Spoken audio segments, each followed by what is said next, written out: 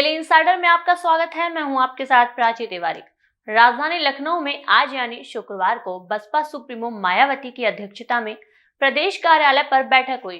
यह बैठक आगामी नगर निकाय चुनाव को लेकर की गई। आपको बता दें कि सुबह 11 बजे से चल रही बैठक में बसपा के नए प्रदेश अध्यक्ष मौजूद थे, तो वहीं तमाम पदाधिकारी, कोऑर्डिनेटर, नेता समेत सभी जिला अध्यक्ष भी मौजूद रहे। देखिए इस रिपोर्ट में।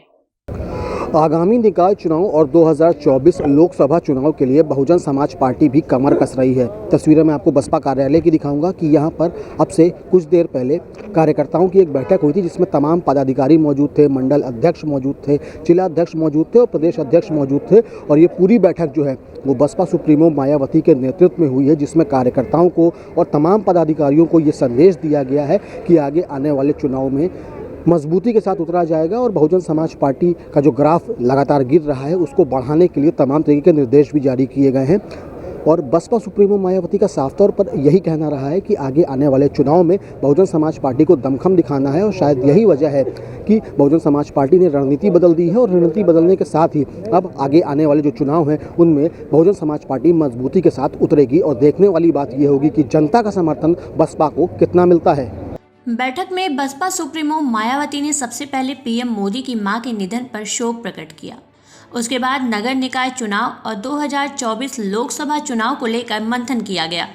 बसपा सुप्रीमो मायावती ने सभी पदाधिकारियों को निर्देश देते हुए कहा कि निकाय चुनाव और 2024 लोकसभा चुनाव को लेकर तैयारियां आज से शुरू कर दी जाएं। इस दौरान हाल ही में बसपा ज्वाइन किए इमरान मसूद भी बैठक में पहुंचे थे। यहाँ उन्होंने बताया कि बैठक में आगामी चुनाव की रणनीति पर चर्चा की गई।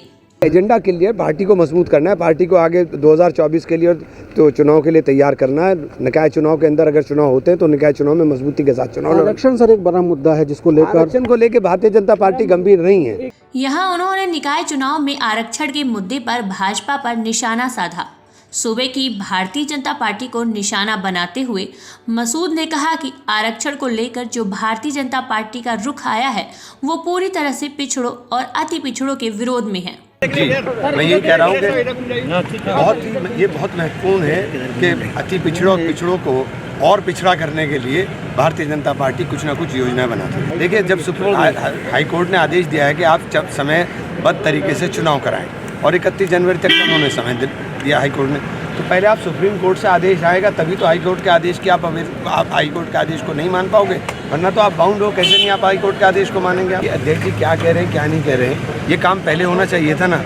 ये सीधे सीधे कुठाराघात है, ये सीधे सीधे कुठाराघात है। और कहीं ना कहीं ये आरक्षण विरोधी इनके मन में कहीं ना कहीं कुछ चलता रहता है और वो उसी के पर दिखाई दे रहा है। तो जो नगर निकाय का चुनाव है सभी सीटों पर सिंबल पर पार्टी चुनाव लड़ेगी, सभी जिला पंचायतों में सभी। देखिए, पार्टी का पहले से निर्णय, उसमें कोई नई बात नहीं है। फिलहाल निकाय चुनाव कब होंगे इसकी तस्वीर अभी साफ नहीं है, लेकिन बसपा कार्यालय पर आज हुई बैठक ने ये साफ संदेश दिया है कि यह निकाय चुनाव के लिए कमर कस चुके हैं।